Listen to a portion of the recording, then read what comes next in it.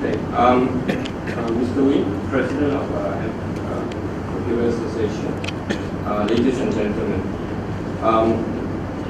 what I hope this particular session would help to do is to share with you what it takes to be an entrepreneur and if you can learn to be an entrepreneur. And essentially, my agenda would be asking the first question, is technopreneurship for you? Some of you might be, for the first time, heard about this word called technopreneurship. In fact, this word is coined in Singapore. It wasn't in the dictionary. Some of the dictionary essentially picked it up recently. Technopreneurship is technology entrepreneurship. Entrepreneurship can be quite different, how you approach it for traditional entrepreneurial business versus technology entrepreneurial business. So is technopreneurship for you? Is that a career path that you want to pursue? Hopefully that section answered the question. Personally, I have become an entrepreneur, technopreneur, almost immediately after I graduated from the university. So I have learned to be an entrepreneur myself. And I would like to share my journey in learning to be an entrepreneur over the time that I actually set up my own and built my own business. Then we'll look into some of the attributes of a successful entrepreneur. What are those attributes? Then we have some pathway we believe, how you can learn to be an entrepreneur pursuing that pathway. So first, let's look at the world. I mean, it's changing so fast, and a lot of the country has started to try to go beyond just be a place that could manufacture goods, like in Singapore. Many years ago, Singapore started, and its initial growth was getting multinational manufacturing company to come to Singapore, set up their factory. And having said that, today is no longer competitive because every country in the world could set up their own manufacturing factory. So a lot of the economy started to try to transform to become a so-called knowledge-based or innovation-based economy, which is generally more service-oriented. And I'm sure you realize that technology has changed significantly the way we work, the way we play, the way we live. And certainly we believe even this significant change in this technology is going to create a new breed of businesses, enterprises, technology startups that would, I believe, be prime mover in terms of how it would help a country to progress. Particularly in Myanmar, I think given the current opening up of the economy, and as we all know, the telecommunication infrastructure, the proliferation of this technology is going to rapidly increase over the first few years. If you talk about a penetration rate of 10% of telecommunication capability and trying to achieve up to 80% in the next few years, it's really going to be a very, very rapid adoption. So I think being a latecomer to using this technology, there is an advantage. It means that there are limited constraints in that would enable you to leverage on this new technology, produce new, innovative, disruptive business model that could potentially create opportunity for more productive capability that would drive the economy into the future. So this whole change is not just impacting some of the more advanced countries. In fact, a lot of the country, even some of our neighbors like Indonesia, Malaysia, have started to produce a lot of technology startups. In Singapore particularly, it becomes dreams of many young people. When they come out of university, they want to be a technopreneur. So a lot of this is inspired by the success of the global entrepreneur whom I'm sure you know, Steve Jobs, Bill Gates, the rest, founder of Facebook, so on and so forth.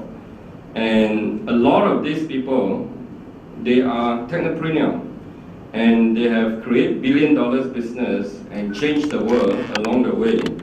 And this is not just something that happened in the US. Even in Singapore, you have technopreneur that have grown and from a very small base startup. And sometimes technology entrepreneur doesn't mean that it's limited to IT. It could be water, for example. So this lady here, Olivia Lam, she's poor. She came from Malaysia, went to Singapore, and she now become what Singapore call the water queen, actually, and worth billions of dollars. And so every country would have that technopreneur that have made the difference. And I certainly hope that in Myanmar, there will be a new breed of technopreneur that will surface. And I'm sure it will, because if you look at Singapore being a small country, 4-5 million people, and here you have a much larger population, and what we do over 20 years, and you might need to do it in 5 years here. Therefore, it would create huge opportunity. So that's why precisely we thought that this perhaps could be a good time to perhaps enter the country, work with aspiring entrepreneur, perhaps to build the business. Technopreneurship is never short of excitement. I think a big part of the Generation Y, younger people like yourself, is about doing things meaningful, exciting, dynamic, and obviously starting a tech startup is clearly one of those paths than working for large corporates that doing the same thing over and over again. As a startup, your day is never the same. So I run a startup for over 20 years, but I never felt that day to day, month to month, what I was doing is the same. Once it's the same, it's boring. So you will keep learning and you will keep excite you.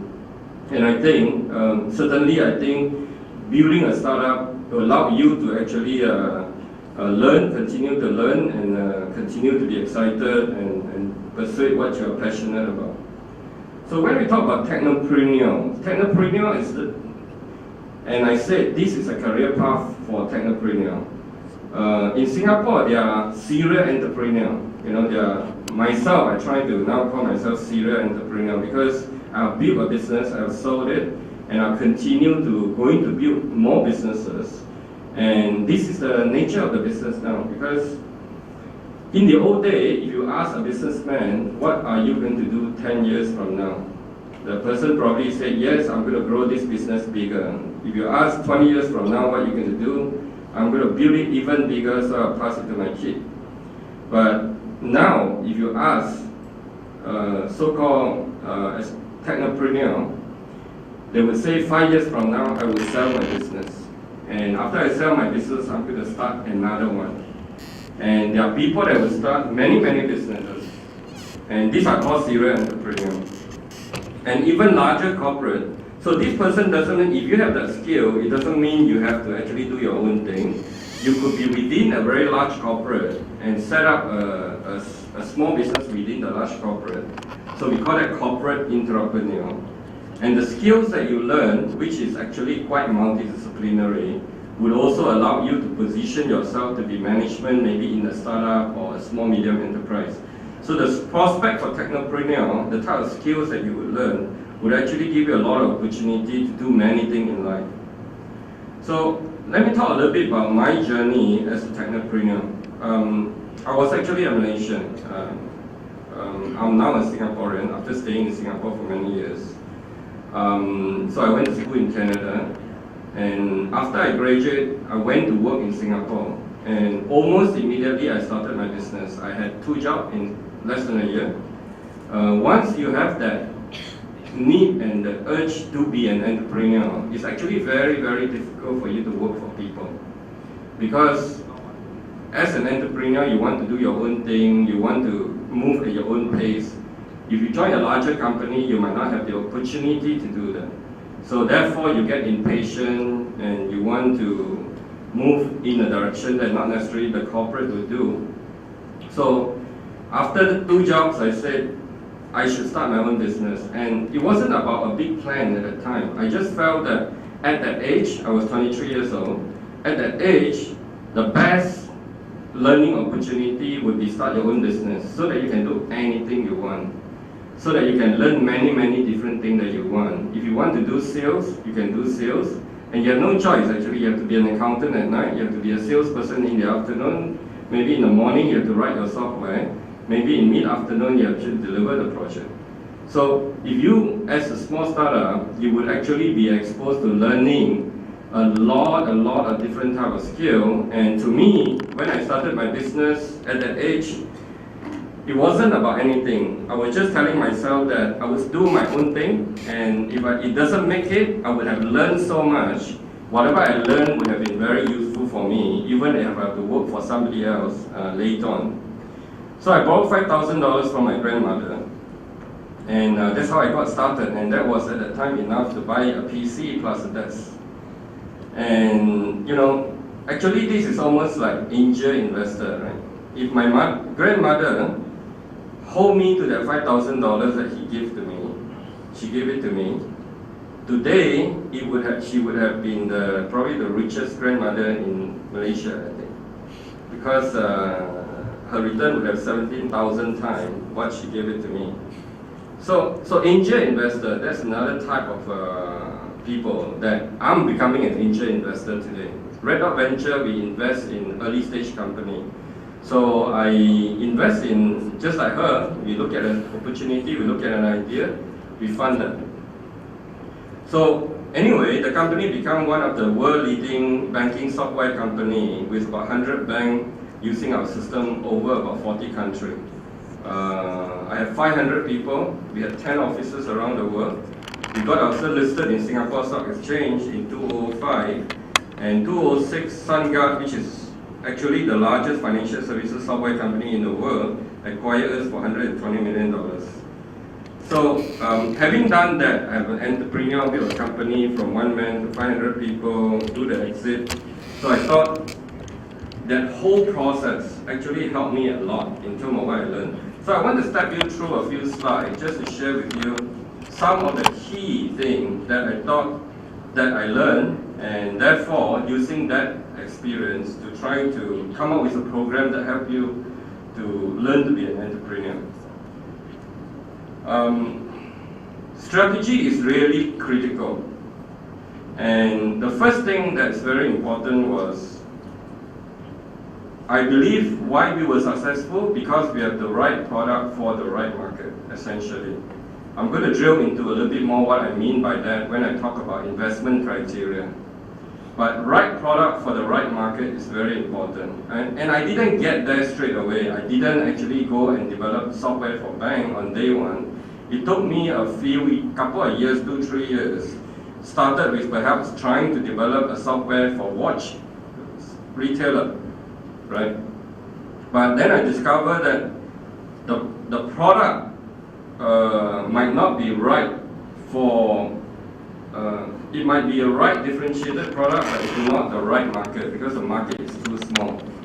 Or, for that time, most of the watch retailer were not ready to adopt technology, so I could be too early for the market. So the first thing when you want to start a business, the critical part to think about, do you have the right product for the right market? So I will drill into that in my later presentation. And when you grow a business, you actually also grow it over many years. So you have to have the right skill set at the right time with the right people. And obviously, along that journey, I've built up teams. I myself have reinvented myself to actually have different sets of skills that I brought on, so that I could actually support the execution of our strategy. Funding is critical, right? This is where significant difference is in terms of building a technology venture versus building a traditional business. If you build a traditional business, let's say I go and invest in a hotel, I need a lot of money, right? So that's one way. You have a lot of money, you go and invest in something really asset heavy. and you go that way. So you have your own money to do that. Or if you are going to go into a services company and you don't have much money, the only way you can grow your business is effectively making enough money from the business to fund the growth of the business. So I'm sure a lot of the services business, you would IT services, software development, you have to make your own money to invest back into your own company to grow the business. But in a technology venture are very different. You actually generally won't be able to use your own money to grow your business. You can't use your profit to grow your business. You probably heard about Instagram, you probably heard about Facebook and all that. Instagram, we all know that it was sold for $1 billion in the US. When it was sold, they didn't have revenue. So who has funded them until they became $1 billion company? In fact, that whole funding were $100 million US. So this is the nature of the business model.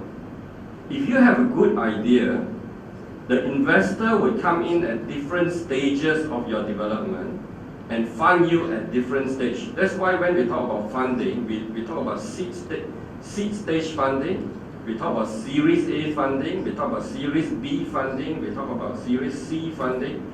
The company will be funded all the time. So having the right funding at the right time is very important. If you go out too early trying to get the money too fast, you might actually end up having diluted too much of your share.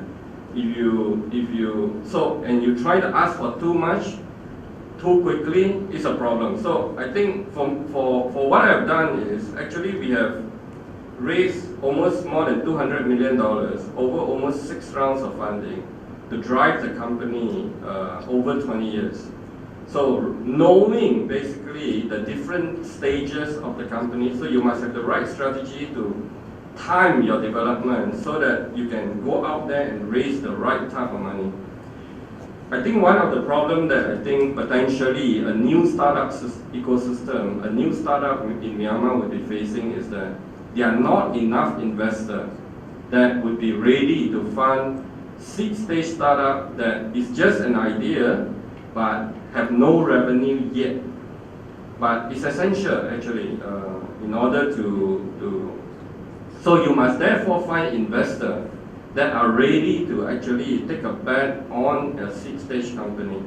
Not many investors think that way because the traditional business would only invest after you become profitable.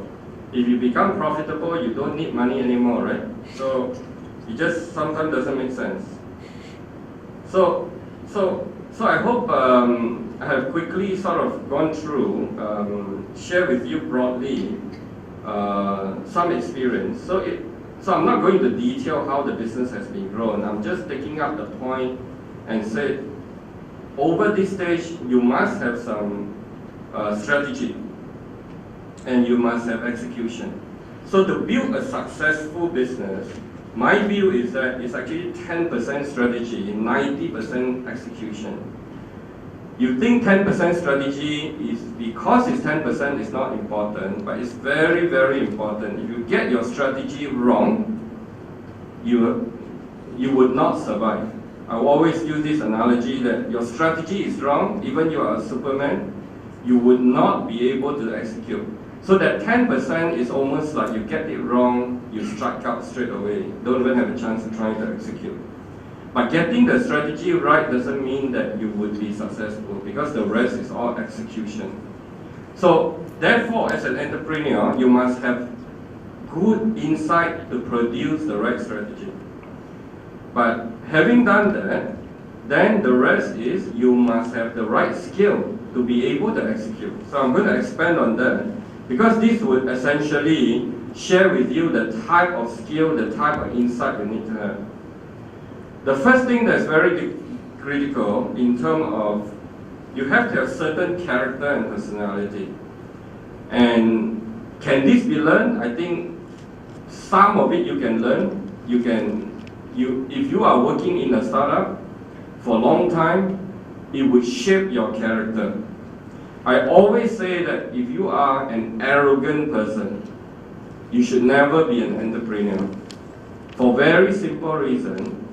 The reason why you are an entrepreneur, the reason why you are able to actually pull along a big group of people to work for you with lower pay, more hours, more job uncertainty, because you as a leader have the character and the personality that inspire follower.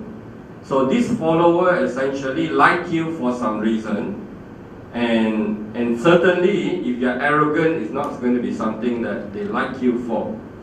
And so you must have certain character and personality. I'll give you a snapshot of that. Personality, EQ, IQ, the ability to take risks, the focus, mindset. So some of them can be shaped, right? So I'll be talking about when you go through that learning pathway, how some of this can be shaped, but you can never shape it while you're in the classroom. If you're in the classroom, you can sort of understand it, but unless you practice by being on the ground and you shape the personality, you would not be able to do it. Just to share with you myself, and even in the university, I'm really scared standing in front of my classmate giving a presentation. I'm not a good presenter, I can't communicate well. I was from Malaysia, right? In Malaysia, in a small kampung, not like Singapore. Singapore, everybody speaks English. But in Malaysia, we have different races. We have Malay, we have Indian, we have Chinese, right? So with the Malay, you speak Malay. With the, which is a few only, Indian, you speak some English. But with the Chinese, you speak Chinese. So you really don't have a chance to practice. So even before I go to university in Canada, my vocabulary was yes and no, and I actually couldn't articulate. Right? And I get in front of people, I got really scared, and I can't present. But when I started my business, I have no choice. In fact, I pull myself to do a lecture because I can make some money from that to fund my startup day to day. And I actually learned to present. So when you have no choice, when you are a startup, because if you don't do it, you're not going to survive tomorrow. It would shape your character, it would shape your EQ, it would shape your communication ability. So by being there, doing it can actually shape it. The second part is definitely this you can learn. It's multidisciplinary skill. So what does it take to actually become an entrepreneur in terms of exactly the type of skills that you need to have? You need to have sales skill, marketing skill, technical skill, business management skill, people skill, financial skill. You actually almost like, you need to know everything and you don't have a choice because the company, you are the only one in the company or the only two person. You cannot be just technical without knowing business. And of course you can have partners, but still, in general, you need to have multidisciplinary skill. That's why I will share with you our program, how we try to make sure that the learning is not about, we assume that technically you know what you are doing, you come from a bachelor program, you're working as an IT professional, but you need a lot more skill than actually just knowing the technical skill. So some of the program is going to allow us to actually help you to learn all the very broad different type of skill that you need to do to create a new venture and grow a new venture. Strategy, you need wisdom, right? Strategy is about what product is good for me, what market should I address, how much money should I raise, what is the go-to-market strategy, who is the right customer. You can't go and read a book and try and figure out, right? Because it's something completely new. But you need wisdom. So how does it mean that I can only start my own business when I'm 50 years old, 60 years old, when I have got so much wisdom? No. You can actually learn and acquire that wisdom. The way you learn it is actually by understanding and talking and knowing many startups. The more startups you talk to, the more you know. Right? Because all the startups, they are going to do things right, some is going to do things wrong. If you know what they do right and what they do wrong, you are going to get insight. Imagine if you manage to understand 100 startups in the next 2 years, how it works, how it go to market, you are going to have a better insight, better wisdom to craft your strategy, correct? So this is one platform, that's why we are creating this program. This program, you have opportunity to hear from at least 5 or 6 startups telling their story, sharing their experience, how they got started, what is their product, how do they get funding. So these are strategy. If you hear from 100 of them over the next few years, you actually start to understand what works, what doesn't work. And this is wisdom. So therefore allowing you to craft the strategy. So our training is trying to incorporate that element so that you can actually get the wisdom. When you do a startup, you can never do it on your own. You always work with many parties. You might need a partner to work with, so you need to be part of that so-called startup ecosystem. When I say startup ecosystem, it means the entrepreneur, it means the investor, it means even an education institution. We are part of the ecosystem. Sometimes it means the government being part of it, because the government actually helps. In Singapore, government is very, very supportive. And in fact, every time we put $1 into the company, the government also put in $1 or more into a startup, so that it helps us reduce our risk. So there are many of these stakeholders. Computer Association is actually an ecosystem because they have the network of the entrepreneur. So together, you would actually be able to contribute your different pieces. Like angel investor, we can contribute in strategy, insight, some investor network, the entrepreneur, maybe the skill, the products, or even technology, we can bring it up from somewhere else to craft. So that network is always very important. Like doing any other business, you never heard about people doing business without having that network already established. So therefore, in order to be a good entrepreneur, let me summarize that you actually need a combination of characteristics. But can entrepreneurship be learned? I believe you can, because there's always a lot of debate that some people say it can't be learned, some people say it can. I have gone through that myself. I have learned to be an entrepreneur.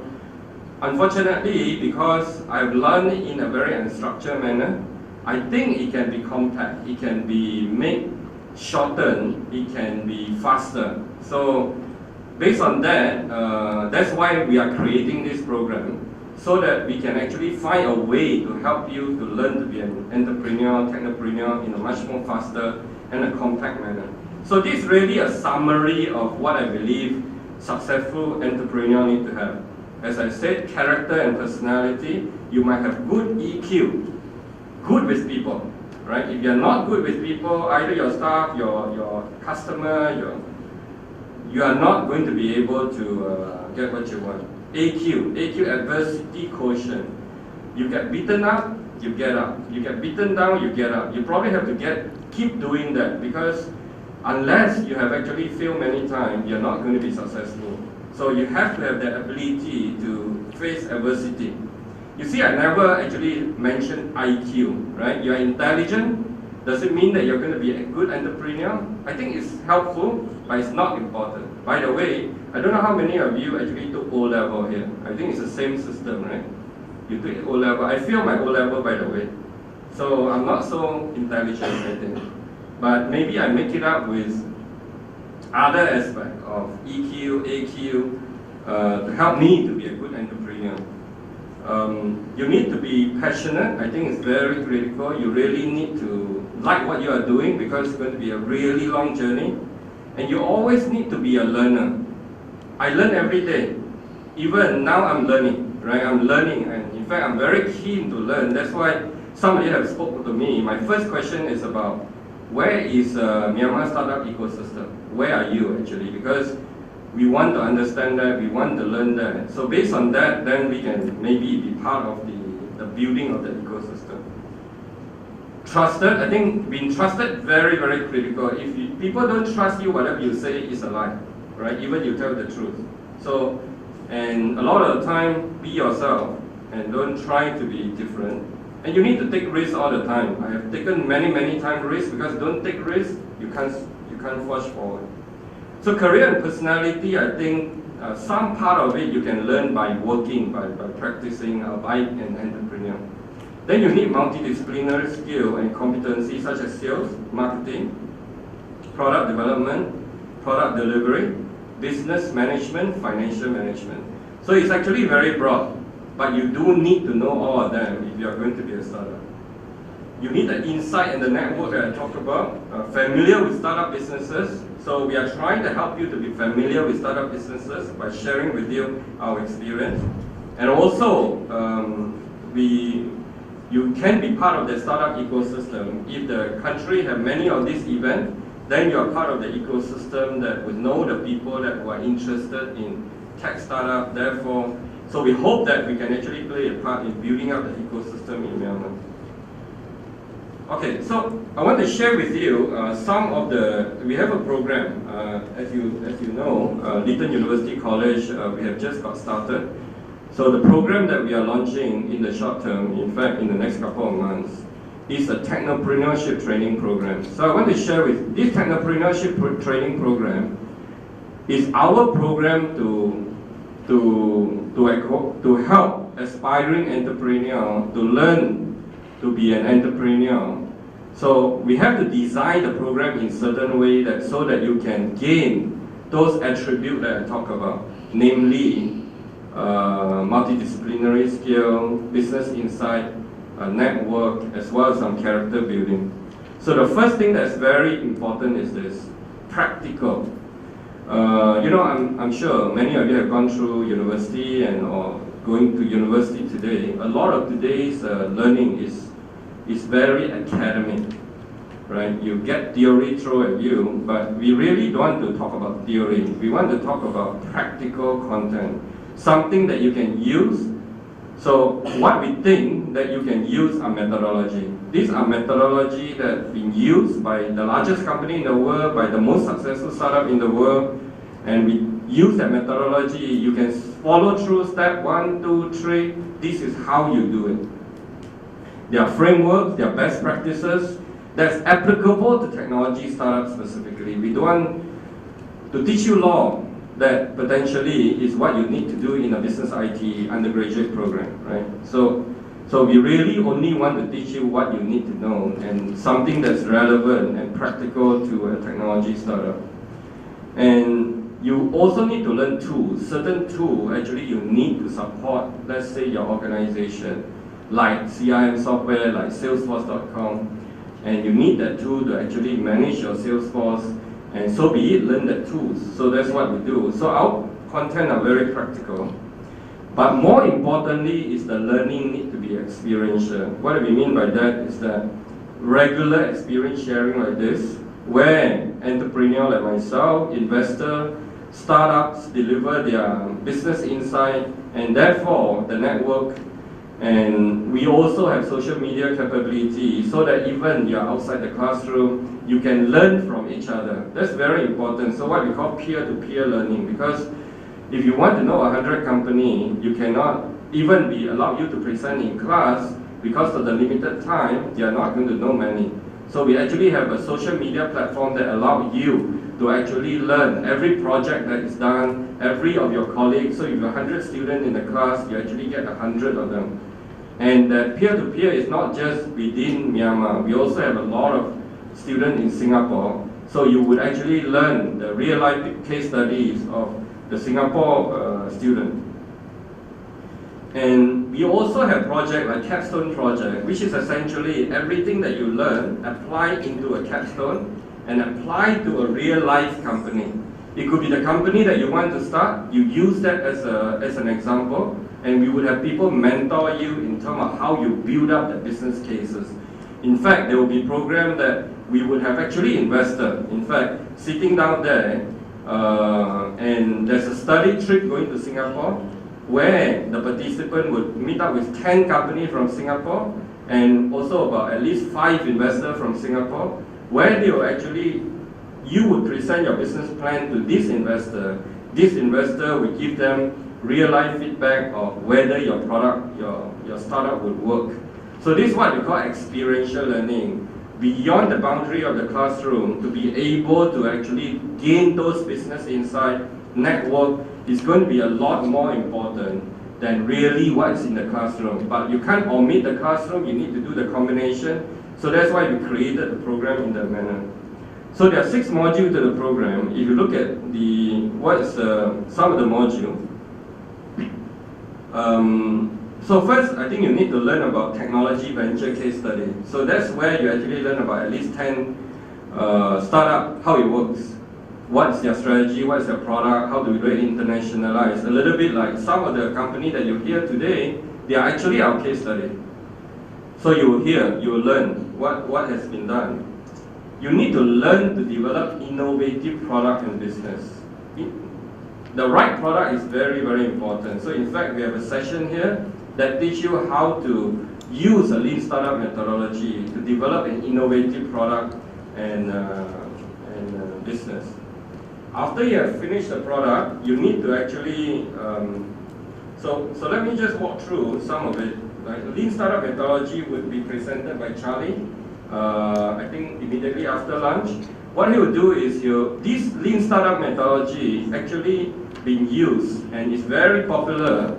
Many of the internet companies particularly that target the consumer market use lean startup methodology to establish the value proposition of their product, their innovative product. And the benefit is this, essentially, a lot of time when you want to come up with a product, it's important to basically cut it as early as you can if it's not going to be good for you. It's not going to be the right strategy because we can be wrong. So this allows you to, in fact, even go to the market, test it out. If it doesn't work, can it? Find the next one.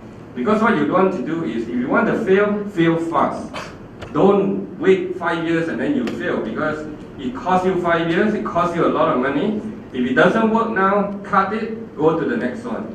It's about really going after finding the right product in the market. So this lean startup methodology, it will be at least an hour of talk to share with you how to use the methodology to identify that. So this is actually a canvas. It's also part of the lean startup. So Charlie will go into more detail on that. So after you have actually the right product, then what do? You need to take it to the market. It's not so simple as just say that I'm going to sell the market. There's a whole methodology, and this methodology actually is pragmatic marketing framework, and it's used by the largest technology company in the world. And there are many, many things you need to do. You don't need to try to understand what is actually behind it. What at least we are trying to say is that there are many things, from product strategy, the marketing strategy, sales, positioning the product, the roadmap for the products, and so you learn how do you actually create that marketing go-to-market strategy using this methodology, right? So we really don't want to do a traditional type of program such as marketing, so general, 4P, pricing, competitive. Tell me step A to Z, how do you create a framework that you can use, that you can action on it? That's what's very key. So social media marketing is key because a lot of the way to reach out to the customer is going to be going through the traditional channel, face-to-face. It's going to go through social media. So Julian will be talking about this, essentially looking at the many ways in which that you can acquire customers through the social media platform. And sales is very important. If you think that you want to be an entrepreneur and you are not good in sales and you don't want to do sales, then you shouldn't be an entrepreneur. Every successful individual has some sales instinct, one way or another, because you always sell. Sometimes you sell to your staff, I sold to my grandmother for the $5,000, right? So you have to sell something all the time. And sometimes you think sell is just so simple, you go out there and just ask somebody to buy. But if you look at this chart, we have a methodology where we prepare you before you even ask a question. After you ask a question, you don't necessarily close the sale, you have to prepare as well. And in fact, the person who come up with this methodology is an insurance salesperson. If you can sell insurance, you can sell anything. So this is a methodology as well. Beyond selling, you also need to manage your venture. So you need to learn how to put together a structure. You need to learn to establish KPI, monitor it. You need to put together processes, reporting. You need tools to manage your organization. So very, very practical stuff. that help you to manage your small venture. Because some of the methodology is for very big companies, it's not going to be useful for you as well. We also talk about this module that actually experience sharing like this is a major piece of getting you that insight that I talk about. Collaboration opportunity is there. What we are doing is the participant would actually be flew to Singapore and you meet up with a 10 company, and it's not just the afternoon. At night we would actually bring other startup and get to know you. And sometimes opportunity for collaboration, perhaps share the technology, license their technology so that you can bring it back here, or just to be an employee of the startup in Singapore, because a lot of Singapore startups are very excited about coming to do something in Myanmar. If you are trained and you meet up with them, their opportunity, you become their employee. And becoming an employee is not a bad thing. I always say that when you want to learn to be an entrepreneur, if you really don't have the product, if you really don't have the skill, I think it's good to learn using somebody else's money. So you join the company and you learn. Of course, you contribute to them. You might even become partner one of these days. So this collaboration, I think, is important. So between Singapore and this case, this business is going to do that. So I just share with you in one slide what this program is about. We are trying to keep it very compact, only 6 months. And we also structure in such a way that we believe a lot of people already working. And I think we want to cater also for working professional or fresh graduate or undergraduate, that's fine. But ideally, we also want to look at a working professional. I just meet a few people. Some of you work for your parents or whatever. They can't go full-time. But what we do is that we have flying faculty. Every lecturer is going to be flying in from Singapore. Either they are Singaporean or they are international expert. And they are practitioner, they are technopreneur like myself. So it's not going to be any academic training. So what we'll do is we'll come here, a little bit like what we are doing this weekend. We have a 4 full days run on the module. And by the time they finish, they will fly off. And so we have that once a month. For the first 5 months, the 6th month they'll go to Singapore for the study visit. Then we have a technopreneur on resident. We second them from Singapore, where they'll be here for 6 months to support before the workshop and after the workshop, and also advise them on capstone project. So that's essentially the program. Therefore, it's open for graduate and non-graduate who are working, so they can learn from it and then they can move on. So I hope that I have shared with you broadly that the world has changed, right? And technology has made that change. And I think it's a great opportunity for many of you to learn the skill to be a prime mover in supporting this change, which I believe would benefit the country significantly, as well as for yourself. And you learn what is the attribute, and you also see how we craft our program to be able to allow you to acquire those attributes, not just those skills, but also the insight and the network to hopefully allow you the opportunity to actually becoming an entrepreneur. Thank you.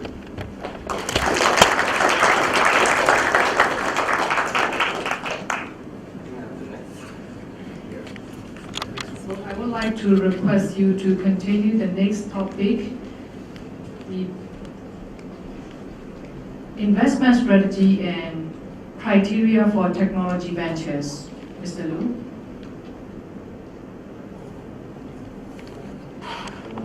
How much time I have? Run out. 45 minutes. 45 from now. 12. No. The next speaker is the Charlie Lithan. Charlie, what time did you come on?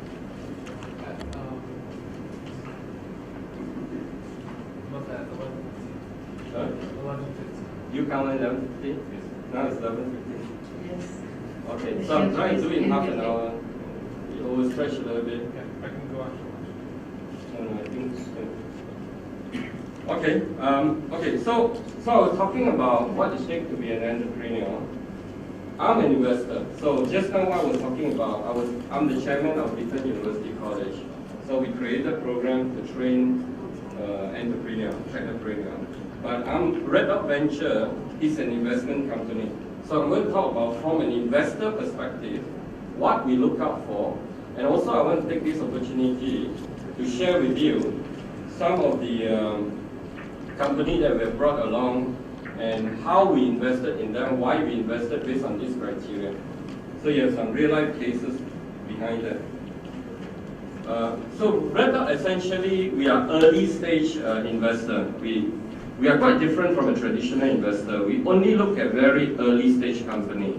Generally, some of the company only have product. Some of the company don't even have product. They just have an idea or prototype.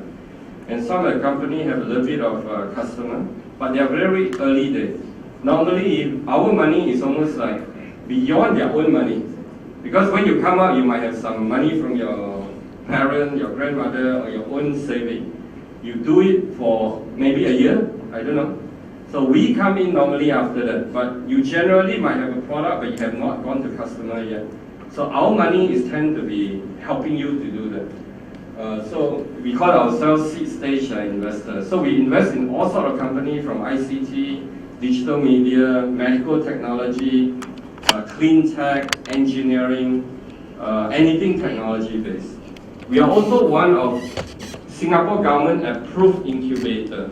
Incubator means that we actually nurture, mentor, and help the company and give them money to take the idea and build that business. So far we have more than 20 companies in our portfolio. Many of the companies we brought along here are part of our investment portfolio. And we look at hitting probably 50 companies in the next 2-3 years, because on average we do one investment every month.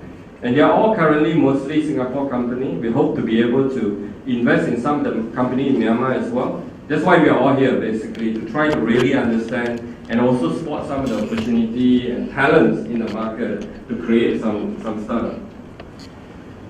Let's understand the development of a company. Typically a company is developed over time in the next 5, 10, 15 years.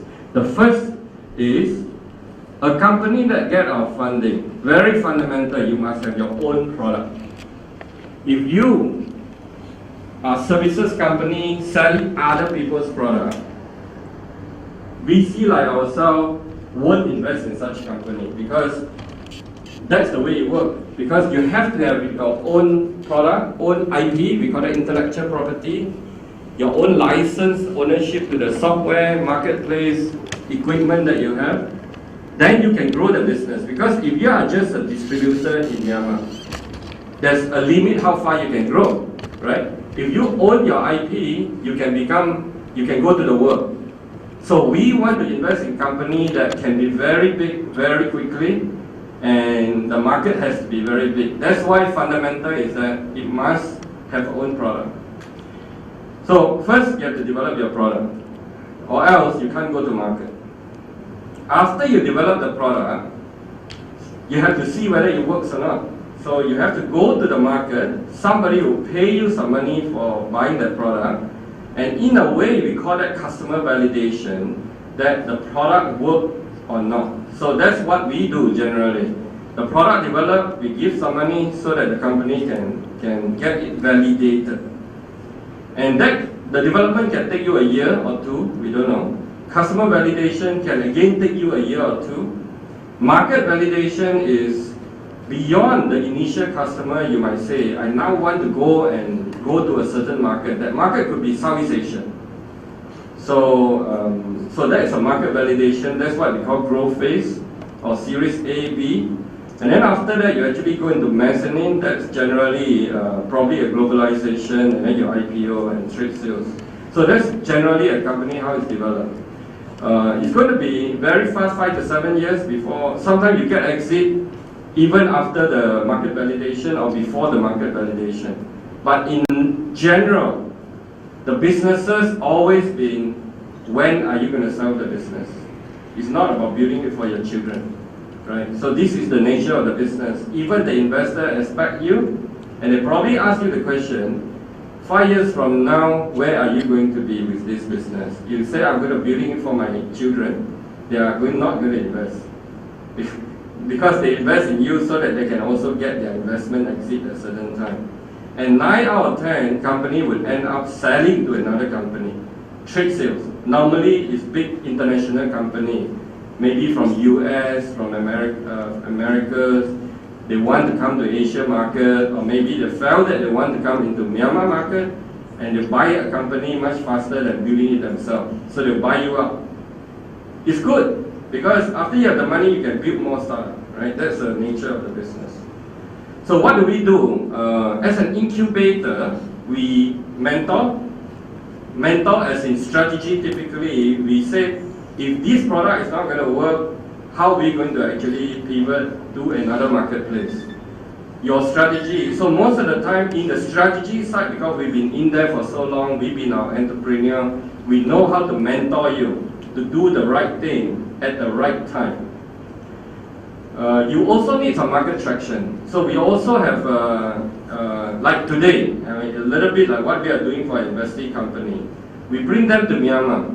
We have, so that they can network and they can see for themselves whether Myanmar is a market that they want to enter. So we try to help them to secure market traction. And the other thing that's very important is talent. They need talents. So we'll try to help them to, that's why we have an entrepreneurship academy, which is actually a little bit like Lithan University College, where we produce entrepreneurs that we will actually fit into the company. So from here, hopefully the company go into a growth phase. Then they need to raise another round of money, but our focus is to get them into a growth phase. So we have 4 criteria when we look at a company. The first, these 4 criteria is derived because, as I share with you my own experience, what were important when I built my business. So these 4 criteria were differentiated product. I'm going to elaborate each of them. A differentiated product targeting a scalable and profitable market, and management scalability of the startup, and is it a viable investment? So these are generally the 4 criteria. Let me drill into each of the criteria, and this is a question that we will ask you when you present to us for funding. So the first question that is very important, right?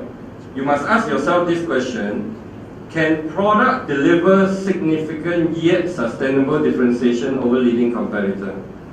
In fact, if you tell me that I have 6 other people doing the same thing in my same country, we would not invest. It depends on the product. In fact, some of the product, if you say that there are about 2 other companies that do this in other part of the world, we won't do it. So it really depends on the product.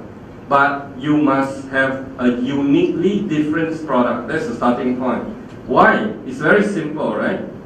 If you do what other people are doing already, and you are smaller, less money, less experience, how can you compete with the incumbent who are already having more money, more experience, more customer? You can't. So you're lost. So even you say that I'm a little bit better than the current competitor, that's not good enough. You must be significantly better than the current competitor. So the differentiation, so to do that generally is to come up with something that in fact generally nobody able to do. So some of the questions that we go in behind the differentiated product is that we get a snapshot of what the product is. We try to establish what's the value of your differentiation, because if you identify what that value is, people will pay you money for that value.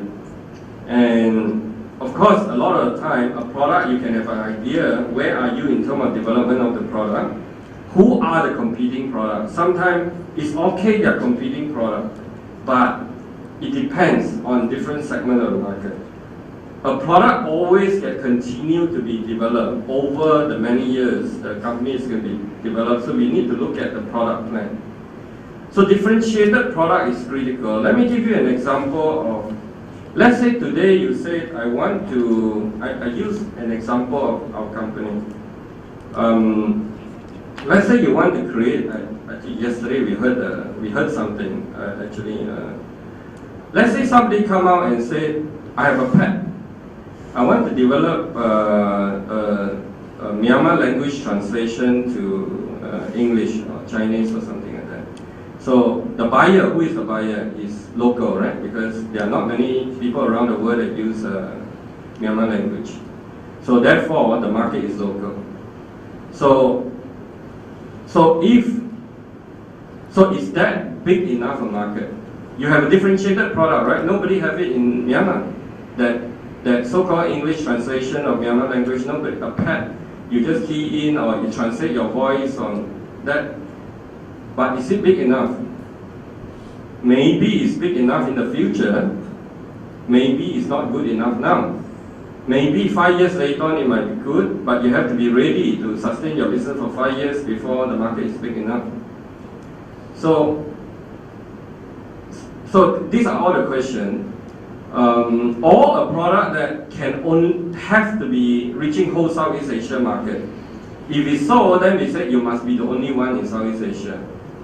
Sometimes we are okay that, like for example, we have a product for peer-to-peer car sharing. What you can do is that if you have a car, you're not using it in the afternoon, you can rent it to your friend, right? So this peer-to-peer car sharing, this model already exists and works in the USA. And in fact, they have sold the business for a few $100 million. But we feel if you can actually be the main one doing peer-to-peer car sharing, maybe in China itself or maybe in Southeast Asia, that's big enough. And we know that nobody is doing that in Asia. You are the only one, you're the first one, you're the first mover advantage. We say, okay, we invest in you. So, in Myanmar, let's say you have a job portal, right? There are a few job portals. So, would we invest in it? It depends, the incumbent, how far they have gone. So establishing your differentiation, the size of the market is really very critical. So every differentiated product always target a market. Sometimes the market is not profitable and is not large enough. That's not good enough. Because the business must grow 10 times, 20 times, 50 times in a very short period of time. So you must understand the product market. So some of the product must be global, some of the product must be country level, some of the product must be regional level.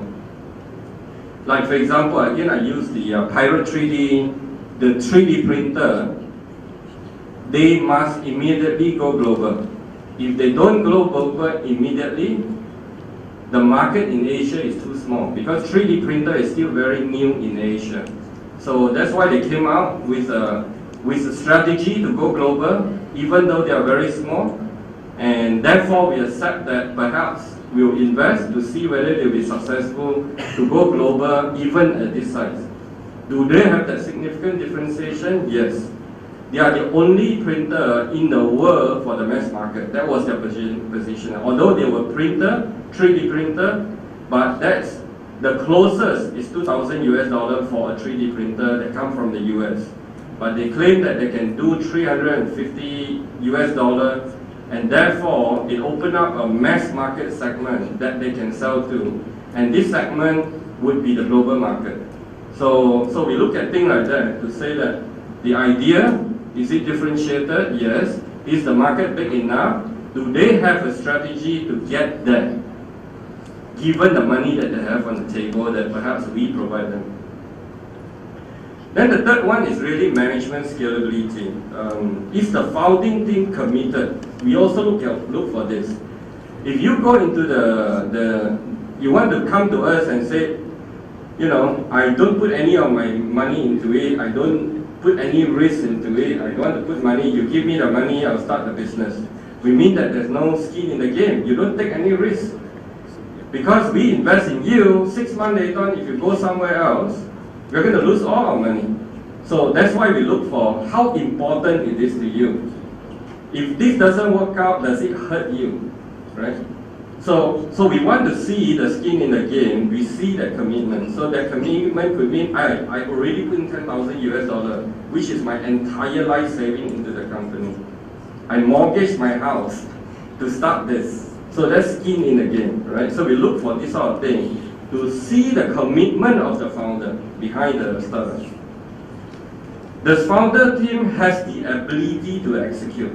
A lot of time, the combination of, let's say, 2 founders Then they must have all the capability I talk about. Maybe one founder good in technology, maybe in business management, the other founder good in sales, marketing, fundraising. So that combination allows them to have all the capability to execute at least in the short term, maybe in the next 2-3 years. Ultimately, I think the founder needs to be an entrepreneurial leader. So you try to see if they in school, they are actually they are the president of a student union. They really have leadership attribute, right? Or else they wouldn't be a student union. So you try to see that because this leadership capability would be very useful. So we look at the management itself. Then I think finally is investment viability. How the valuation, its price, what's the risk? Because some company need more money than what we can offer, then it's a wrong company because before they would run out of money before they actually reach the next milestone that investor will give them the money. You remember I talked about generally when we put the money on the table is to allow them enough runway to execute the business until the next investor put in the money. So these are the things that we have to see. Valuation, whether the returns and everything else would actually be able to fit in. Okay, so Pirate 3 have already spoke about it briefly. I'm not going to drill into this. Essentially, Roger, in the afternoon presentation, will talk about Pirate 3D. Why we invest in them, as I said, they were the only mass market printer in the world, so they have a differentiated product. And they actually address a very large market because 3D printer is growing, I don't know, in the double-digit percentage every year, and many say that 3D printer will basically change the way the manufacturing works. So it's a very big idea, and the management actually have, we believe, the competency and the skill to actually take it to the market. Payware would be presenting as well. It's essentially a platform for setting up e-commerce online store. And a market like Myanmar, for example, we are bringing them here. We think that they are good opportunity because I think the market is in the verge of, particularly in a big country like Myanmar, and today the only way you go and buy shop is actually physical. You go to the mall. And it's a big country. Ideally, you should be able to buy and sell on the internet. And a lot of the country, even like Singapore, e-commerce is very, very fundamental. There's a major shift globally. So we think that having that technology to be able to allow individual or corporate to set up their e-commerce capability is going to be something that, particularly in Myanmar, I think there will be a need. There will be some issue to sort out. Maybe in the next 6 to 12 months, we believe that the telecommunication, the payment infrastructure, when they are all ready, I think they would be able to enter into a market like Myanmar. So he'll talk about that. Daylight Studio is a mobile game. You see a lot of companies we bring together here. We believe that there are opportunity in Myanmar, particularly mobile-based application, games, technology, because they are going, I think it's ready probably. They are more mobile than PC. The world is moving toward that, and Myanmar is going to be a lot more mobile than PC in the market. And therefore, whatever that you put on either the game, so Daylight Studio actually create their own game. And so there are opportunity for them to take their game into the country, localize it. There are opportunity for them to actually develop games in Myanmar, take it to the world. And so therefore, he again would actually present his solution as well. So thank you very much. I think I've done that in 15 minutes instead of 45 minutes. And so perhaps Charlie can actually share with you how to develop that innovative products. So I think I just want to summarize the last two presentations. Essentially, I think entrepreneurship can be learned. Hopefully, some of you are interested in pursuing that program to learn to be an entrepreneur. We have some brochure around. Secondly, I think we hope to invest in some company here locally, and we have our criteria established. You might not have all the thought. We can mentor you. We can coach you. And together we can come out with the right strategy. perhaps we give you some money, you put in the effort, and we can spin off some company. And the next step is actually for Charlie to actually talk about how you can actually create an innovative product or business model to kickstart your business. Thank you.